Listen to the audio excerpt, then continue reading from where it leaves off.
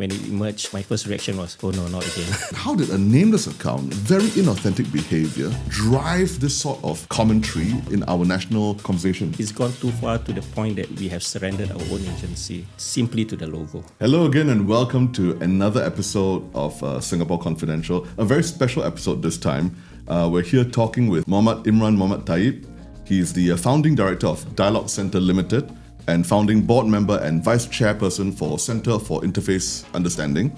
And he writes and researches on issues pertaining to religion and multiculturalism. And we're really glad to have you here, Imran, me and Ben, because there's been something big in the news recently that has been taking over certain sectors of threats, especially and other parts of the online community in Singapore. Mm-hmm. And that is the whole SIA Halal Saga. And it's now been joined by the Starbucks Halal Saga. So we're here to discuss that. And to add to this saga, you've also written extensively on these two issues, or the first issue at very least. And so we really wanted to talk to you about that. So thank you very much for joining us at this podcast. Thank you for having me here. For those people who don't quite know, we'll do a very quick rundown of the whole SIA Halal Saga. Okay, so the most recent issue arose from this social media discussion regarding Muslim meals on SIA flights.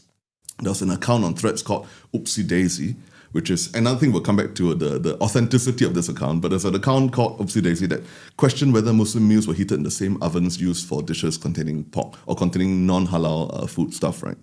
And then SIA had to clarify, the Muslim meals are prepared without pork lard or alcohol. They use ingredients from halal certified suppliers, but the meals themselves, or rather SIA themselves, are not halal certified. And they explained it's because they cannot ensure that serviceware, your cutlery, is separated by halal and non-halal. They cannot get certification because there are shared ovens. It's a small space in the galley, so all meals have to be heated in the same ovens, right?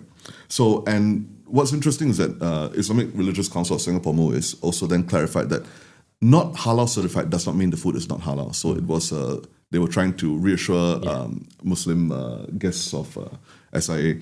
And they noted that the meals departing Singapore are prepared in halal certified kitchens, so SATS halal certified kitchens, and the onboard procedures are designed to prevent cross-contamination. Yeah. So that's generally where we are at right now. Okay. Yeah. What were your initial sort of reactions to this saga when it started coming about? How did you first get to hear of it? Well, I first saw it online. Initially, I was just... I ignored it, because I mean, okay, just another issue coming up. But then over the next 2-3 days, I saw some of the news agencies started picking it up, and I looked at some of the comments online. So then I just felt I need to put my opinion out there, which later on I wrote an article for Berita Harian to extend some of the points, In a nutshell, in the gist of it, what was your opinion? Well, I don't see this as an issue. I mean, Muslims have been living in multicultural societies for generations, and basically they know personally what can be consumed and what cannot be consumed, and it's left to personal agency. But I think within the last few decades, this kind of agency has been surrendered to that logo, that people feel that everything else is not halal unless there is a certification and there's a logo. Well, we can discuss about that later. But in the background, this whole issue about halal has been an ongoing issue for several years.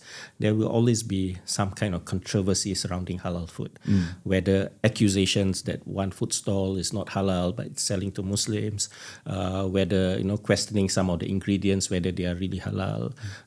We know that, for example, even names. There was this incident about Arabic sausage, which is actually pork.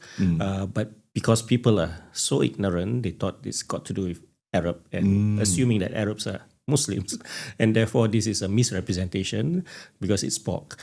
And then there's, of course, the whole issue whether we can call a food hot dog anymore because there's the word dog, which is a taboo for some Muslims, even root beer, because of the word beer. So things pertaining to food consumption has been a trigger point in Muslim societies, particularly in the Malay Muslim community. And therefore this issue, when it emerged, my first reaction was, oh no, not again. Root beer and hot dog, that was a Malaysian controversy. Yes. If we want to maybe draw a line, it's not really, it was a controversy in Singapore. Oh, okay. But because it's on social media, so, social media transcends countries, right? One thing, the original poster of this whole question about SIA's halal meals, purportedly, I say purportedly, Malaysian. But we will come to that as to the authenticity of this particular account. Well, I'm kind of actually quite curious because when we were talking about this previously and we were chatting about this issue, you had a very interesting historical perspective on halal certification, the rise of the halal industry. Maybe give us a sort of that perspective on what it used to be like in Singapore and how did Muslims live in the past. And once again, well, just to add on to that, I'm also, as a student of the law, I like to get into the details of what a word means. So while you're explaining that, could you also explain what does halal mean? Halal simply means permissible. And of course the opposite of it is haram, which is forbidden. But it's not just this black and white thing. I mean, there are other positions, like for example, things that whether there's merit in doing it, but if you don't do it, there's nothing wrong. Then there's also those that are called Makrooh, it's not encouraged, but if you were to do it, you don't get sin, for example. Let's take cigarette, for example.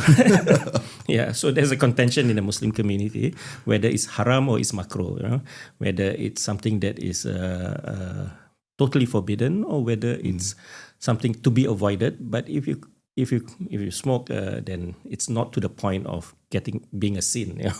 So you have a lot of complexity actually surrounding such matters. So it's not really a black and white thing, and it's also something that is derived from scripture. So if scripture mentions it clearly, then you tend to take it, right? For example, pork. I've yet to see anyone say that pork is permissible. But even then, there's a lot of nuance to it. I mean, if you are in a situation where there's no other food and you will die from not eating anything, then pork becomes permissible. So there is some kind of flexibility in terms of law also. So even law is not something that is black and white. It's always contextual and it always relate to the circumstances, right? So this occurs across Muslim societies when it comes to Islamic jurisprudence. We call it fiqh. And therefore, even when we talk about what is halal and haram in terms of food, there are differences of opinions in a variety of issues. I think I've mentioned in my article also that for some schools, we call it mazhab, schools of Islamic jurisprudence. For the Malikis, for example, predominantly you find them in North Africa. They do consume crocodiles. But it's something unimaginable for maybe many Muslims here, who predominantly are Shafi'is. Even though actually, crocodiles are also quite commonly found in our part of the world as well. Yes, but is it because it's seafood? Well, I wouldn't want to go into the technical details of it. Right. But we know that Hanafis, for example, another school of thought, which predominantly in the Indian subcontinent, they don't consume certain seafood also. Which would be unthinkable for a maritime culture like ours. So crabs are just one example. They don't consume crab, but down here it's part of our diet, and we probably define it slightly differently. For Shafi'is, amphibious creatures are not permitted, but do crabs really amphibious creatures, or actually they belong to the sea, but they occasionally come up to land? I mean, there are a lot of nuances and debates surrounding that. That is why globally it's very difficult to get a standardized halal definition, because Muslim societies are diverse. Now, if we don't understand all this, then we will adopt a very binary position of black and white, and then we tend to be judgmental, and that is what I would term as being puritanical, right?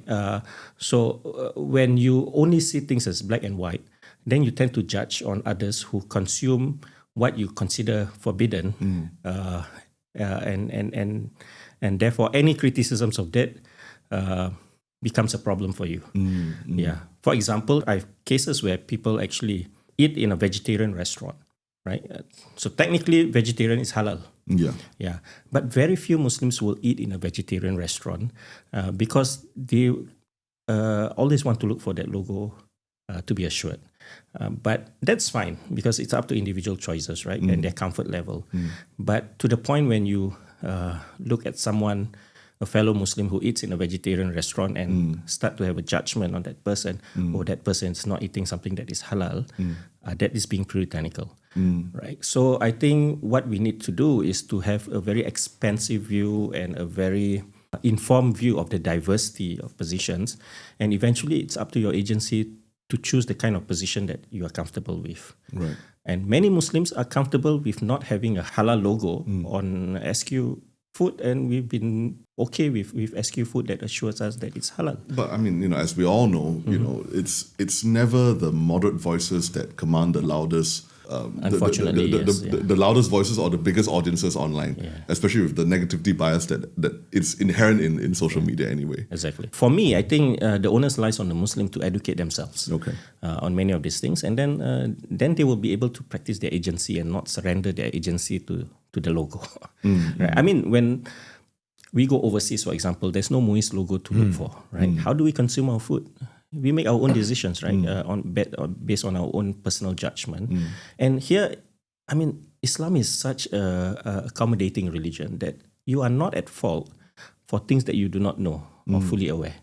So, for example, if I were to go overseas and there's no properly defined halal food, then I will choose seafood. I will choose vegetarian meals. But then people will ask, how do you know it's not being contaminated by alcohol or by some other things?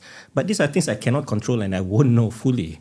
And I don't think we ought to go along those granular details. Otherwise, how do you live in a plural, globalized world like today? One interesting point, if I want to bring you back to the historical perspective on this, that's your contention as well, that it's because, in the past when Muslims lived largely Muslim populations, they didn't really have to think about this. It wasn't part of their mental burden, I would say, if you want to say that every day. But as the world globalized, as we move forward, as a lot of Muslims start living in non-Muslim societies. Maybe tell us a bit more about that. Sure. I mean, the 70s onwards and that kind of thing. It's the process of globalization, actually. Right. You're right. People from Muslim majority countries, they start to live as minorities in the Western Hemisphere, for example. And then they felt that they are surrounded by things that are not familiar to them and their culture are different. And therefore, there's a tendency to then retreat and see how to protect your own space and your own identity and your own way of life. And that's where the issue of halal food becomes important. In the West especially, with a different culture that consumes alcohol openly and pervasively, and you don't really find Muslim butchers at one point in time. Now it's slightly better. Then you have to make do and you have to think about how to continue with your own religious requirements amidst this diversity. So in the 1970s was quite pivotal because it's also the rise of Muslim identity in terms of asserting itself amidst all this changing context and plurality, right? And there is a certain fear of contamination also because, you are already small and you want to protect whatever identity that you have, and therefore you begin to make symbolic moves to show your identity forward. So these are processes that has been happening, and also because of the industrialization process, you see a growth of middle class with consumer power, and therefore the whole halal industry actually develops to cater to consumption needs of a rising middle class of Muslims who have purchasing power. And also want to maintain their identity and their adherence to religious practices that they feel is important to them. And therefore, you find the $1 trillion halal industry begin to develop. And not all are actually Muslims. I mean, the non-Muslims are also part of this industry. As long as, there's money to be made, everyone will come in, right? Whether it's a Sharia bank, Islamic banking, or halal food and all that. I remember my first experience of a halal certified food chain was A&W. So at that time, I think it was the first fast food restaurant to have the halal certification. Oh, that's interesting. That's even before McDonald's. Right. Yeah. This is the original NW before they left and came back. And they have an outlet in Ang Mo Kio.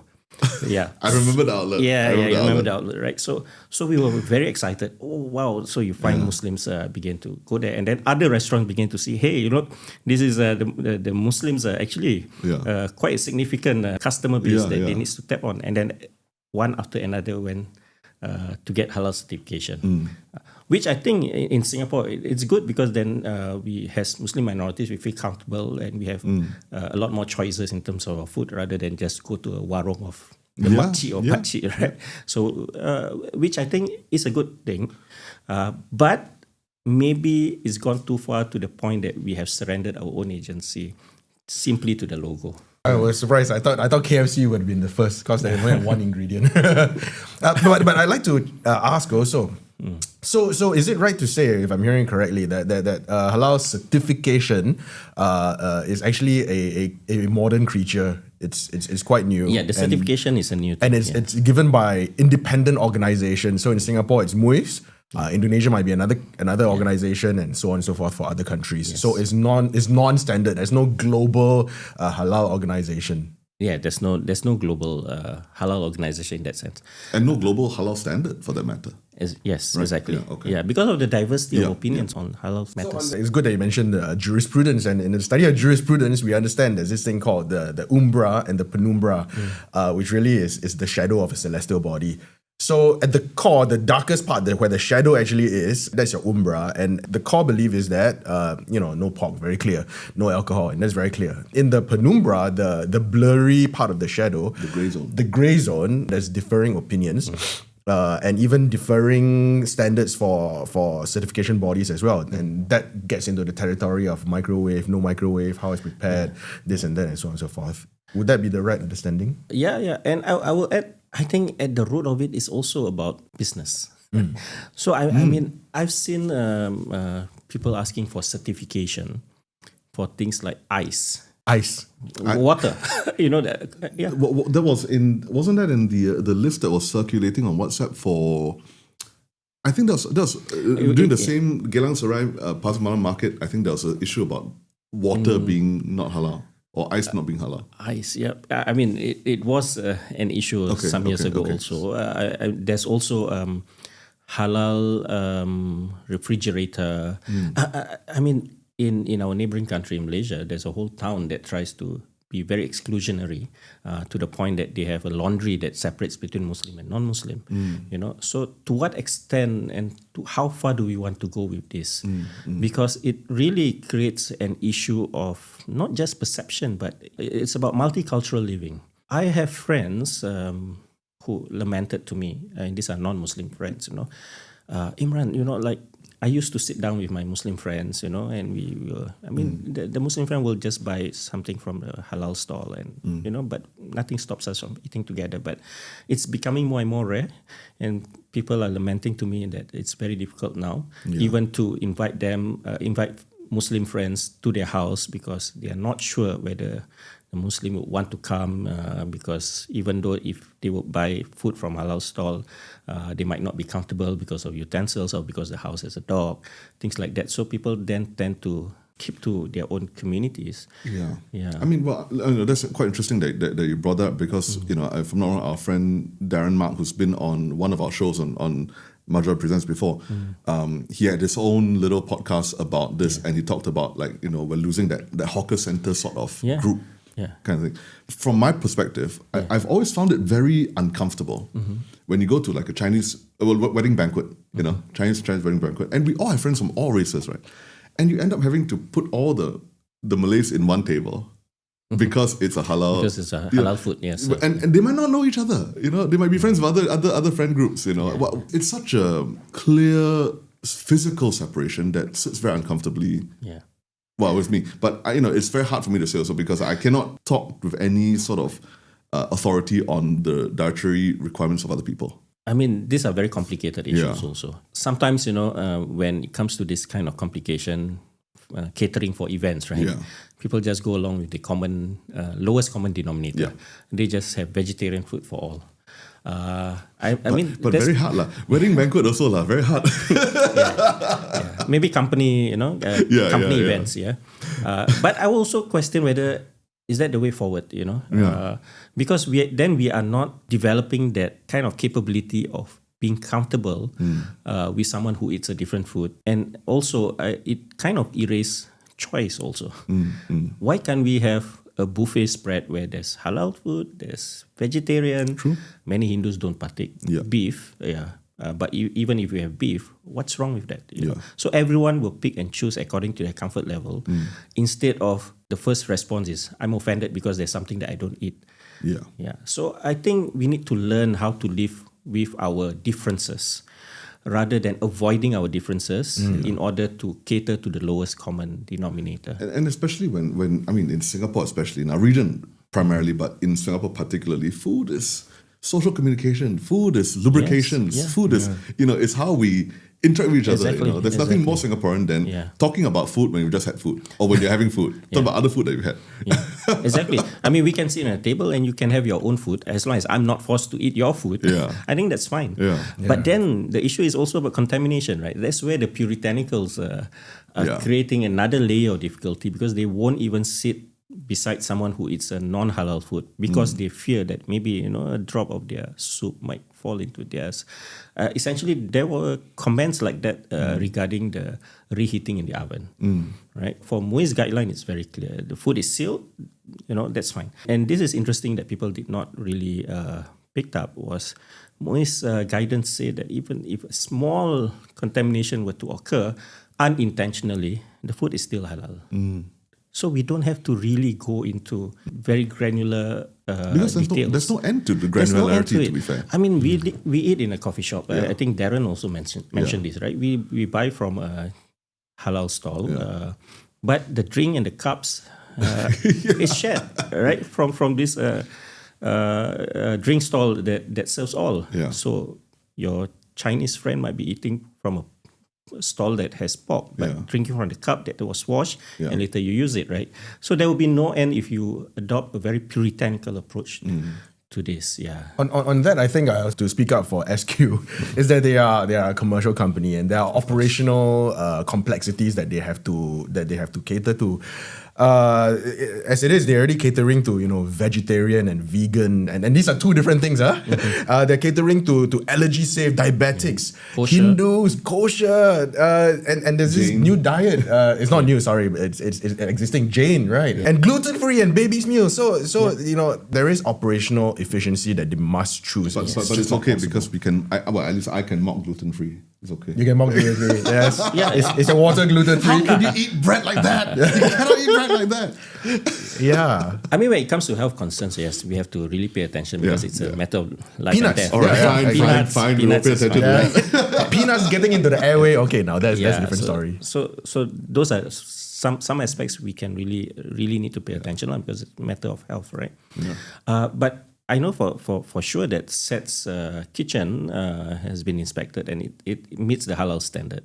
But of course, SQ finds it difficult. They fly to more than 100 over countries. They can get an assurance from the country that the food will be halal, but the halal standards are different, and MUIS will have no jurisdiction to put the halal logo there. Well, basically, if they really put the effort in it and say we get halal certification from MUIS, doesn't mean that they're going to get halal certification from the other country, from London. Yes, exactly. So how do we live with such? We based on trust. I mean, if someone says this food is halal, I consume it unless there's something to tell me that something suspicious. But even then, also it's your personal agency, right? If you're not comfortable, you don't eat. I will say one thing, right? I thought what was really, really interesting and I appreciated it was the speed of MUIS to interject into this conversation because they were right there. I think they have a halal.sg Instagram account, right? Yes. And they were right there because the best antidote to fake news is a quick rebuttal. And they were right there and saying, no, this kind of thing. Of course, it doesn't stop more people from continuing to comment a bit on it. But at least even then, also there are people who question MUIS, right? Because I think it's about trust of your institutions. Right. Yeah. So I think there are also wider issues beyond just that halal thing. So people who, I mean, MUIS can say one thing, but people may still not accept that, right? Because they have their own opinions on certain things. So where do we stop on? Where do you draw the line, right? Right. It's about authority and whether you have faith in the authority. But still retaining your own wisdom to pick and choose. Yes, like exactly. You said, right? Yeah, you don't surrender your whole agency, but at the same time, I think it's about empowering yourself also. At Majalah Presents, we explain Singapore one video at a time. We find out why our BTO system was created and why CDC vouchers are better than cash. Catch us on Instagram, TikTok, and YouTube at Majalah Presents. We talk about how there's no end to people getting annoyed and angry online. There will always be. So there's been a new one, which is in the last 2 days really, which is Starbucks. So Starbucks is pursuing a halal certification with MUIS in Singapore. And one of the requirements, no alcohol clearly. And the other requirement is that you do not have dogs on your complex. They have an outlet at East Coast right next to a dog run. Of course, people do come over. So they had a sign that says, no dogs on this premises because we are pursuing halal certification. That's the quick run through. And then of course, Kaboom. This is two clashing identities now. So dog lovers were up in arms. They said, they're called fur parents, not dog lovers. I'm sorry, I'm going to say it one time, and I don't care if people complain online. You cannot be a parent to an animal, all right? You have a child, okay, a human child. You can have a love for pet that you love very much, and I don't deny it. It's not your, okay. All right. Cannot. Don't get me started on this rant. Anyway, so the interesting thing about this saga is that no one is happy in this saga. Absolutely no one's happy. So Starbucks has come out and said, oh, something has gone wrong. It's our fault. We're going to sort this out. Yes. They haven't said really what they're going to sort out. They apologize for the confusion. There's still a bit more confusion to go. Okay. If we're being very frank, Starbucks is not the most popular amongst many of the more vocal Malays or Muslims in Singapore, right? Yes. Because of the whole Gaza issue. Yes. It feels like Starbucks is trying to pander to them because of this house certification. Animal lovers are not happy because it feels like their own lifestyle has been encroached upon. Yes. So you have this clash. Yeah. And it goes back to, I think, what you said in one of your posts, right? Where you say you feel frankly embarrassed at this. And I think a lot of people share your embarrassment at this because it feels like it's a scandal out of nothing. My reading of this is it's probably the manager of one particular outlet having received direction from corporate saying, oh, we're planning to go halal, said, oh, wait, I have a lot of customers who previously would bring their dogs from the dog run over here for a cuppa on the weekends. They need to be told that it cannot happen again, that we won't allow this anymore. So they just put a signboard and everyone just gets mad. And people who, rightly or wrongly, Malay Muslim community who might be feeling already very, very targeted by a lot of the comments online say, we had nothing to do with this. Why are we now being targeted again, Yeah. It reminds me of remember at one time McDonald's, the 12 zodiac animals. And then they... Wow, we're going far back, man. We're going very far back. You remember that, right? And then there's the pig, right? They did not have that being sold. And then people were questioning how come. It was a silly decision then not to sell the pig because they corporate decision though. It's a nothing to do with any community. MUIS came in and said there's nothing wrong with that because it's about consumption of halal food. A toy, that doesn't change anything about the status of the restaurant being halal certified. Yeah, so we have those kind of things. So I think the wider issue is whether we can have greater religious literacy in our population, so that if we are a business owner or we are working in a company and we have to make certain decisions, we don't make silly decisions that actually will create a kind of outrage also out there, or at least some kind of process of consultation and checking with authorities and experts, and how best to communicate if it has to come to that. So I think it's only through that post that I realized, Starbucks is going halal. And that's actually why this conversation and these conversations are so important. Non-Muslims should not be overcompensating into a realm of, imagined things that you shouldn't do, like the zodiac, for example. Yes. And if you have Muslim friends, invite. Is the fellowship, is the friendship that is important. Whatever you do after that, the food and all that. I mean, of course, don't be stupid. Do. It's interesting because sane. this overcompensation is born out of this desire not to offend. But in the end, it offends. In the end, it offends. So it's a kind of dilemma that our society has faced, I mean, there is the school of thought, which is I call it the Takyu school of thought, which is the kickball school of thought. If you have a bunch of friends in a football team playing out time, the way you actually show your camaraderie is to roast each other for every single possible stereotype you can. And also I think we need to be, for business owners or companies, and they need to be clear of their SOPs and their processes also. Yes. It cannot be that you ask for the opinion from any Muslim in your company, thinking that the Muslim will represent what the religion says, or all that the religion says, right? Muslims also, you have those who are much more informed and those who are less informed. Just because they're Muslim doesn't mean that their opinion holds. And sometimes, it's not good to just make a decision based on asking your nearest Muslim friend, or what does your religion say, and then you go by that.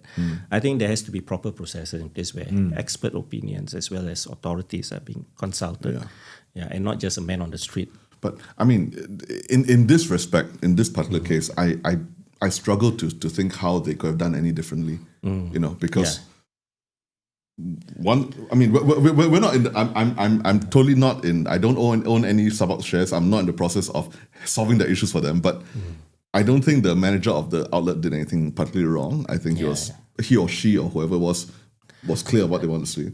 I don't think corporate did anything particularly wrong in wanting to pursue halal certification. I don't think the fur parent did anything wrong by flying off the handle a little bit. So how let it? That's why they must learn from Singapore government. They must hold conversation, must have rich platform, speak to your community. So instead of our Singapore conversation, it's our Starbucks conversation. Come and drink coffee. You don't implement it tomorrow. I frankly, but these are business decisions, and we had this in the past also. If you remember, Subway issue. Yes. So when they decided to go halal, so there are people who are upset because they want their BMT, is it? To have pork. That's their favorite. So it caused a bit of controversy. But eventually, it's a business decision by Subway. So unlike Marcus, if you're going to, I don't know, if you're going to Subway for great sandwiches, I'm like. I don't have a few other places with great sandwiches. That being said, we would love some sponsorship from Subway. I'm loving. No, that's not. I'm loving it. Subway is not. Wrong number. Yeah. By the way, unlike Marcus over here, who is not a shareholder of Starbucks, I was at one time a minority shareholder. Very minor. And I would say this is sloppy implementation, you can create hoo-ha for yourself for no reason. This is why management consultants are brought in. Marcus was right also. Even if they had not communicated this way, what other choices do they have? If eventually they were to go halal, dogs will not be allowed, except for guide dogs. And it's still going to trigger some kind of unhappiness amongst dog owners who have been frequenting the restaurant or the cafe, right? So it doesn't really resolve anything. That's why I think the bigger issue is the question of dogs itself. I've been told by some people that actually halal certification in Singapore is a lot more stringent than in a lot of our neighboring countries. Is that accurate? Yeah, I personally think so. Yeah. Okay. I think because Singapore has the Singapore brand itself means that we really put in place what we say. So the stringent aspect is also got to do with several other factors. Firstly, because on many matters, the Shafi'i school of thought, which is predominant amongst the Malays, is a bit more stringent on certain matters, like dogs, for example. I've been to Morocco. And I was eating at a restaurant, and beside me was a lady wearing the hijab with the abaya, and then with a dog beside her. So she has a pet. She has a pet. And I realized, okay, now I'm in a country where predominantly are Malikis and they are a bit less stringent and less strict on dogs. So I think it's got to do also with the diversity of legal opinions in Islam, and we tend to be a lot stricter on certain things. So probably the Starbucks issue has got to do with that also. Right. I mean, I've been to Muslim countries where dogs are just roaming around where you eat and there's not an issue. When it comes to dogs, it's a matter of their wet parts or their saliva or wet fur or their nose and things like that. So unless those come into contact with your the things that you eat, then it's not a problem. But because we want to maintain a strict non-contamination, then it appears to be a lot more stringent. Yeah. This ritual cleaning like Cert 2, is it? Yeah, Cert 2 ritual cleaning. But even then also, there are debates and opinions on that. I think it's in a pre-modern society before soap and detergent. Yeah. So it makes sense to have those kind of ritual cleansing. Looking at what Cert 2 means, part of it is mixing clay with water and then using that clay to that clay water wash. And it's very clearly it's a desert roaming nomadic community that would think of something like this, So sometimes we also have to understand sociologically some of these rulings that have emerged. But that's where the contention is. Like some people would just want to take it literally and adhere to rules that were made in the past, but some others are willing to revisit those rules and contextualize it in current situations. So my point is simply there's a diversity of opinion among scholars. We are not even talking about lay people. We are talking about among scholars. The famous scholar which a lot of people have respect for, the late Sheikh Yusuf Qaradawi, his opinion is that food of the people of the book, which the Jews and the Christians, is halal. And he based that on the Quran chapter 5 verse 5. But for many Shafi'i scholars, that's not acceptable because then it goes into technical details who are the real Christians and the Jews. But for Qaradawi, it's not an issue to be concerned with. You take it at face value, you recite in the name of God, Bismillah, and you consume it, unless there's something to tell you that food is not halal. So it's also a matter of trust. So if I were to go to a non-Muslim friend's house who invites me for some festival or something like that, and that person say, I bought this from a Muslim stall and it's halal, do I question it? So it's a matter of trust and how we actually live in a society, right? I mean, if I were to have distrust simply because that person is not a Muslim, that is going down the dangerous path that eventually will lead to a very exclusivist, segregationist society. And we don't want that because we are very plural societies. We have to live alongside each other. And, religiously, even if that person were trying to cheat you and you don't know about it, it's not your fault. Exactly. And God is very forgiving. So I think we just have to change our mindset also on how we develop this kind of relations and trust, which has existed in the past. Muslims living in Singapore prior to the whole halal certification, there's a lot more of interactions and, we visit each other's homes. And this is what I hear also from more senior members of society. There isn't that kind of segregationist, exclusionist attitude that we have in the past. That somehow has changed over the last few decades. And also I think that has got to do with the rise of identity politics, of the need to carve out a special identity because people feel insecure living in a multicultural world.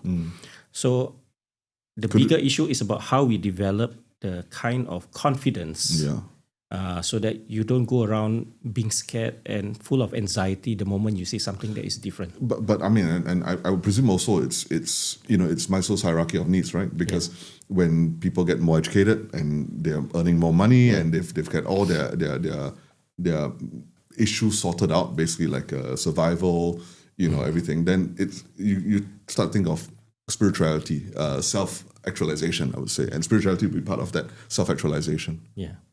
I mean, there's nothing wrong with that. It's understandable. But understand your religion deeper, beyond just your consumption needs. I think that's where I think it's the nature of modern society also because, we are so tired living, and working and everything, right?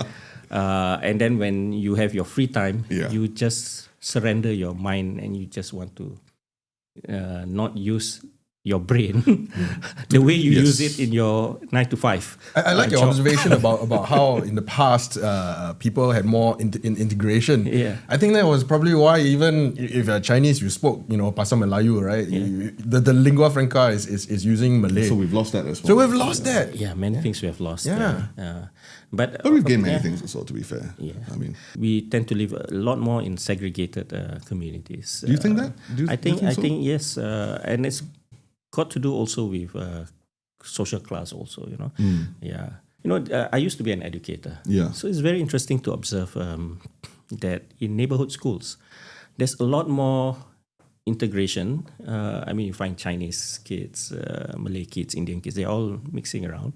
Interactions are a lot more diverse, right? But then they don't talk about issues like, Tough issues. Tough issues. Right. They tend to avoid it. They will play together, they mix around, but they don't do that. Whereas in less diverse schools like SAP schools,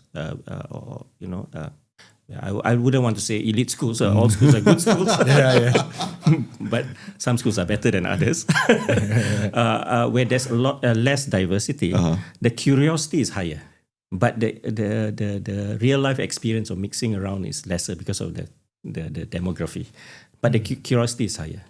Whereas those in neighborhood school, they mix around a lot, but they don't ask questions, Well, but if you look at conflict avoidance, conflict avoidance, resolution in corporates, right? Avoidance is actually a good part of it as well. We avoid what can cause conflict. We just do what we can. We like play football. We play football together. Yeah, we don't need to you talk look about at our housing estates, right?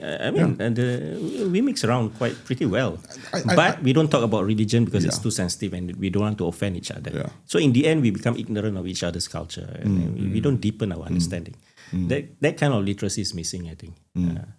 But then again, how many 12-year-olds really, worry that much about religion? I think that's quite a bit. Yes. 12-year-olds? They do Yeah, actually. I was very about that age when I was questioning religion. When I was 12 years old, I was digging my nose and trying hard not to eat the boogers. Well done.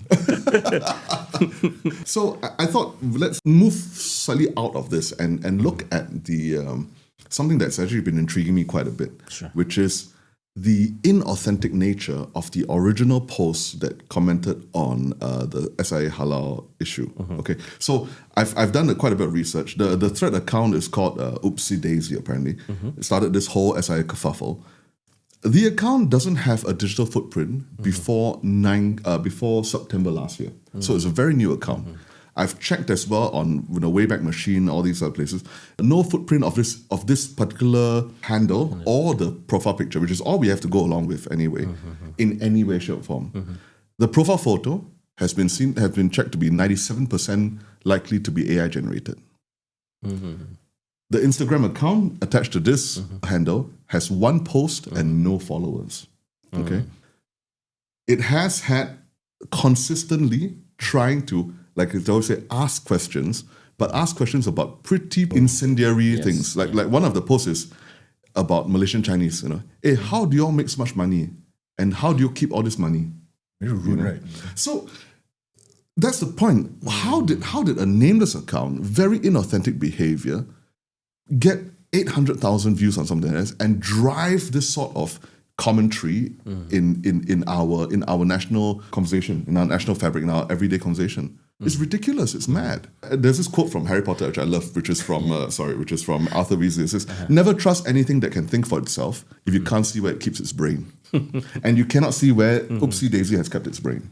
Maybe you should write to Opsieeedaisyyy and invite whoever that is to your platform. Well, Opsieeedaisyyy, if you're a real person and not a digital AI generated photo, come on, Singapore Confidential, let's talk. And on a note, I think we have to be very, very wary of all these robot accounts. Yeah. Today with today's AI, you can generate this, en masse and send them out to create all sorts of mayhem, all under the guise of I'm asking a question. Yes, but let's talk about the hidden maliciousness behind just asking questions. What do you think of that phrase? Of course, every question is not. Not all questions are innocent. Some are intentional, because people who are out for no good, they know how to where are the trigger points, what are the fault lines in society, and if you are an entity that wants to create trouble and chaos and create divisions in society, you know how to actually frame it as an innocent question in order to draw divisive views and create a whole uproar. And eventually people are fighting over amongst themselves, and that person who started it just disappeared into the background, right? So we know that there are those kind of elements, and it's frankly in today's world it's very difficult to control this kind of thing. So we need to really go upstream and work on certain things, like for example the resilience of our own social fabric. We need to create critical literacy of consumers of the internet and social media, and we need to train people to understand some of this context and hold their opinions before they immediately react to it. And we also need to strengthen relations so that such differences of views don't really lead to divisiveness, right? Well, I mean, the thing that gets me is actually I'm really quite comforted and actually quite happy to see that when these posts come out, right, there are a lot of people pushing back, a lot of Singaporeans pushing back, regardless of whether you're Malay or Chinese, pushing back at these things and saying, well, this is ridiculous, it's nonsense. That's the only antidote. That we need people who are empowered and who are courageous enough to actually push back against these attempts. There's one very recent one. I'm chronically online, so I know all these things. It's a guy who's posting a photo of a landed property in Malaysia, like a bungalow, and then a block of flats in Singapore, and say, this is a rich Malay in Malaysia. This is a rich Malay in Singapore. Haha, see the difference? And I tell you, the photo is completely AI generated, entirely AI generated. But then you have so many people pushing back and saying you're nonsensical. And these are all the wedge issues. Because I think in the future episode we'll be doing things. We'll be talking about Chinese influence campaigns on Singaporean Chinese. But these are wedge issues that just. They target one particular community and they try to split it. Yeah, this is the rise of identity politics, actually. It's happening around the world, and we are not sheltered because we are very highly connected to the digital world, right? So I think we just have to be vigilant, and we have to help our peers, including our parents, our family members, to make sure that they don't fall also for this. And we ourselves don't fall for this kind of attempts. But it's very strange because, of all of the writing that happened on this whole SIA Halal issue, Mothership, I think some former MPs have weighed in on this, on all of these things, right? No one has picked up or rather pointed to the fact that this is a very likely inauthentic bot account.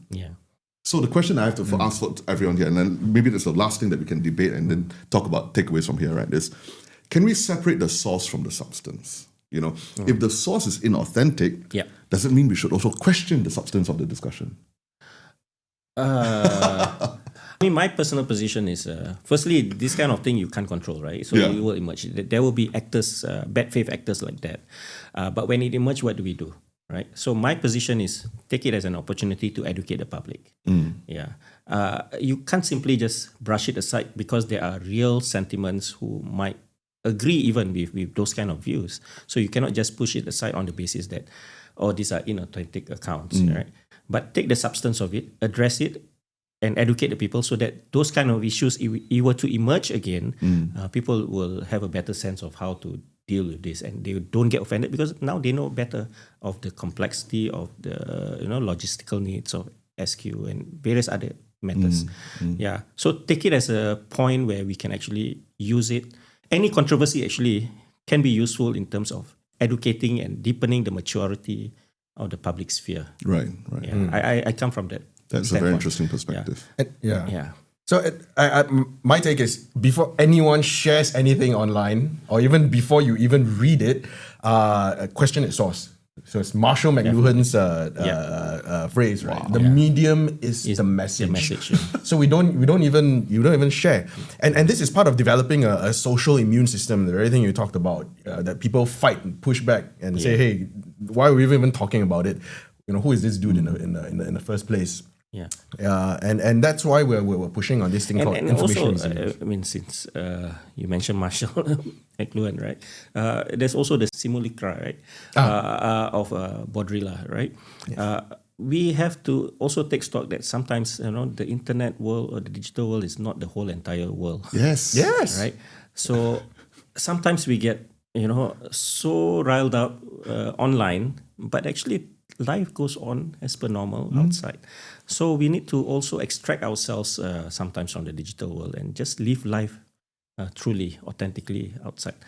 I remember, for example, on the issue of racism, some years ago, online it's really on fire, and it gives an impression as though like Singapore is such a hotbed of racism, like what we are observing in some other countries. But in actual life, people go on with their lives as per normal. I mean, neighbors are interacting and people are mixing in the coffee shops.